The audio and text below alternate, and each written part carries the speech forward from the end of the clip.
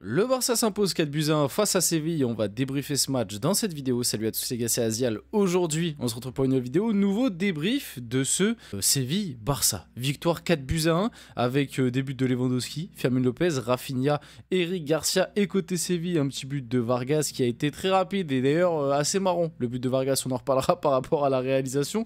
Enfin bref, victoire très importante pour les Barcelonais, même si c'est un match qui encore une fois s'est déroulé un petit peu dans la polémique niveau arbitrage. On en reparlera bien évidemment, l'action sur Koundé qui est quand même une action décisive du match, on va pas se mentir, parce que en fonction de si l'arbitre siffle le penalty ou pas, et le match peut être totalement différent et peut-être que le Barça au final ne l'emporte pas et ne recolle pas sur le Barça sur le Real et l'Atlético, pardon, parce que oui, avec cette victoire le Barça recolle sur les deux autres, ils sont plus désormais qu'à 2 points du Real et à 1 point de l'Atlético, donc le championnat de Liga est totalement relancé. Oui, vous pouvez m'attraper ma veste, j'avais dit que le Barça allait être champion au début de l'année, après j'ai changé, j'ai dit que le Real allait être champion parce qu'ils avaient 7 points d'avance, et au final là je vois que le Barça revient à 2 points. Oui, d'accord, mes pronos sur la Liga sont pas les meilleurs, et alors, ok, c'est bon, arrêtez d'attraper ma veste là-dessus, c'est bon, j'ai compris, je ferai plus de pronos sur la Liga, maintenant je vais juste profiter. La seule chose que je peux dire, c'est que personnellement, si tu dois faire un peu un ranking depuis le début de la saison,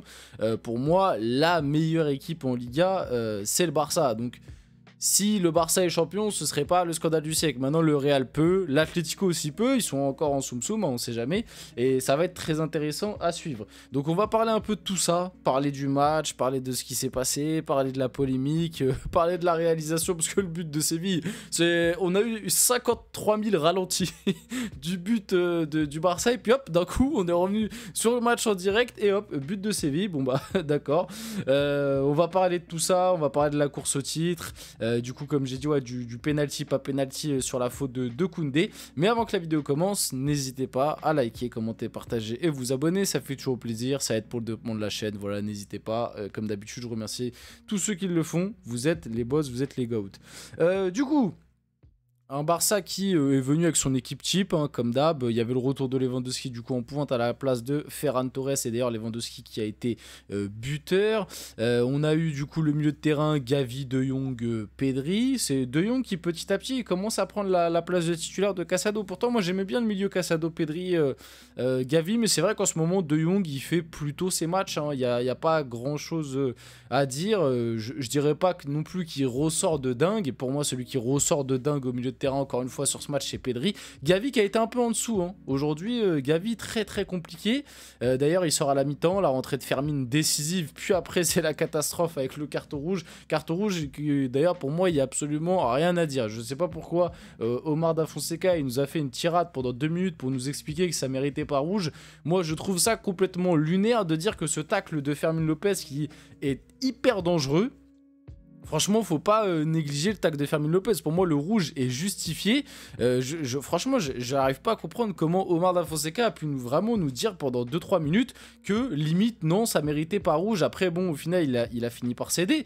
Mais pour moi, le tacle de Fermín López, ah oui, peut-être qu'il veut... Bah oui, c'est même sûr qu'il veut pas faire ça, qu'il est peut-être emporté dans son élan, etc. Mais il peut lui briser la jambe, Vraiment, il peut lui briser la jambe, ça peut faire très mal, bien plus mal qu'au final ce que ça a fait, même si le joueur qui a subi le taxo, il sort direct après. Donc est-ce qu'il sort pour ça ou est-ce que c'était déjà prévu, ça je sais pas. Bon, il marchait, il avait pas l'air non plus de souffrir de dingue, mais des fois tu peux avoir des blessures, marcher juste après, et puis au final on détecte plus tard, donc à voir.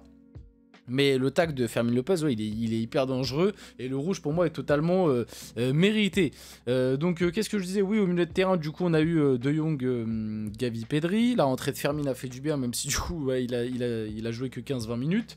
Et puis, derrière, on avait Inigo, Araújo, Baldé. Baldé que j'ai trouvé très bon. On en reparlera peut-être après, mais Baldé... D'ailleurs, n'hésitez pas à me dire, les Barcelonais, mais moi, personnellement... C'était au tout début de saison. Enfin, il a eu un bon run, mais il y a une période où je trouvais Baldé quand même qui tombait un peu dedans. Même l'année dernière, je crois, là, si j'ai des bons souvenirs, la saison dernière de Baldé est pas hyper bonne. Là, cette saison, je me rappelle qu'il y avait des matchs où c'était pas mal, mais il y en avait d'autres aussi où on se dit, ouais, c'est un peu moyenasse. Et là, je trouve qu'il est quand même sur un bon run, sur, on va dire, le dernier mois, même voire un peu plus, là, depuis 2025 en gros, je le trouve très très solide, Baldé, hein. Franchement, là aujourd'hui, je trouve il fait un super match. Et du coup, ouais, Araujo, Martinez, Baldé et Koundé. Koundé, par contre, je trouve c'est un peu moins bien. C'est toujours bon, mais c'est quand même un peu moins bien qu'il y a quelques semaines où le gars, il était vraiment en feu, il marquait des buts, il était bon offensivement, défensivement, c'était un rock. Là, tu vois, 2-3 fois, il s'est quand même fait passer et tout.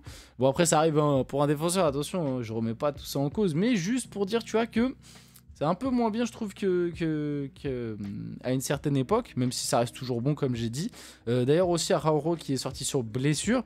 Et le truc qui est un peu dur, bah déjà, c'est que pour moi, il est un peu sur la photo de famille quand même du but encaissé, parce que c'est lui, bon, c'est triste à dire, parce que, comme j'ai dit sur le but de Séville, en fait, c'est sur l'engagement. Ils veulent jouer le hors-jeu, ça se joue à quelques centimètres. Au final, du coup, ça part en profondeur. But de Vargas comme ça.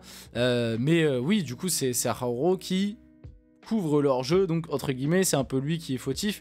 Et moi je trouve quand même que, alors c'est dur à dire hein, mais c'est dur à dire parce qu'il sort sur blessure le pauvre, et qu'on a l'impression qu'il n'arrive pas à se relancer, et que vraiment Barcola lui a pris toute son aura. C'est incroyable de dire ça, mais dès qu'il est sorti et que Koubarsi est rentré, moi j'ai trouvé le Barça bien plus sûr derrière, et bien plus en fait je trouve que Koubarsi, Inigo Martinez, c'est bien plus complémentaire que Koubarsi, Araujo, ou alors Inigo Martinez, Araujo. Moi je trouve que Inigo Martinez, Koubarsi, les deux jouent super bien ensemble, les deux se comprennent bien. T'as un profil un peu plus chien de la casse entre guillemets, même si j'aime pas trop ce style de... Mais bon, vous avez compris l'idée avec Inigo Martinez. T'as plus le relanceur avec Koubarsi, en plus un gaucher, un droitier.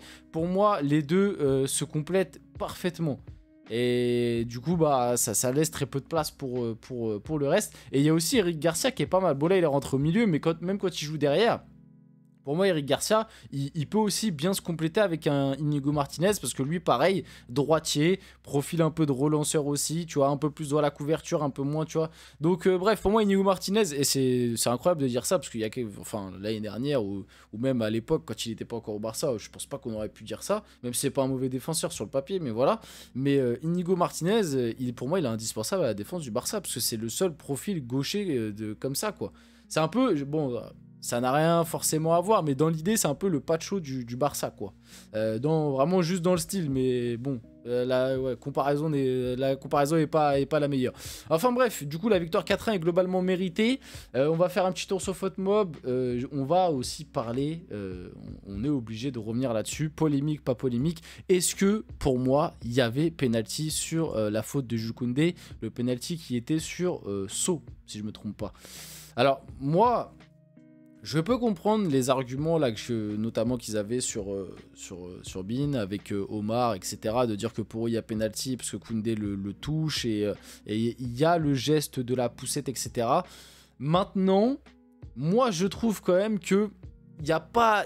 J'ai pas l'impression que Koundé non plus mette de la force. En fait, j'ai l'impression que Koundé fait le geste, pose sa main, mais tu vois, il le pousse pas vraiment. C'est juste vraiment, il pose sa main et voilà, et du coup le joueur sent la main de Koundé sur son dos et se laisse un peu tomber. Moi c'est mon impression.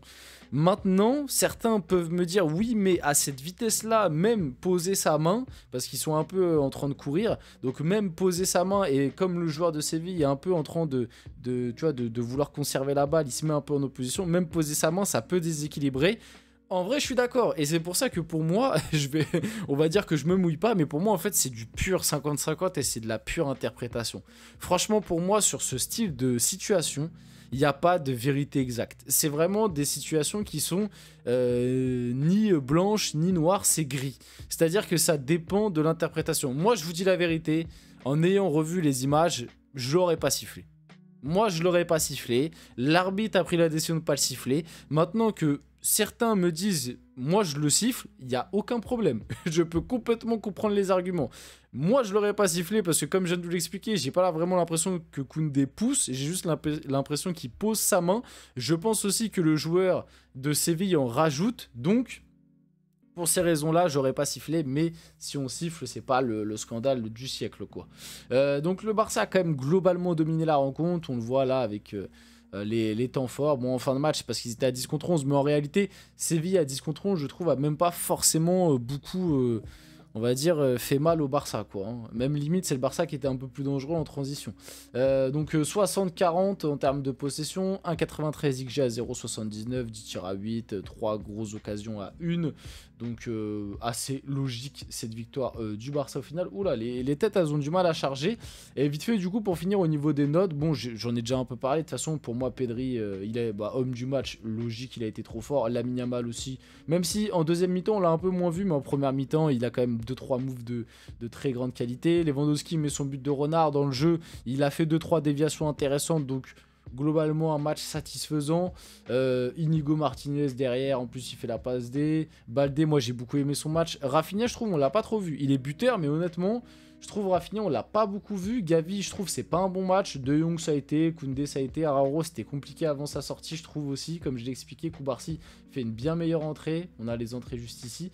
Et Chechny, bon moi il me fait toujours un peu peur, mais voilà. On finit la vidéo là-dessus, j'espère que ce débrief vous a plu. Si c'est le cas, n'hésitez pas à liker, commenter, partager, vous abonner les gars, c'était Azial. On se retrouve très rapidement pour une prochaine vidéo.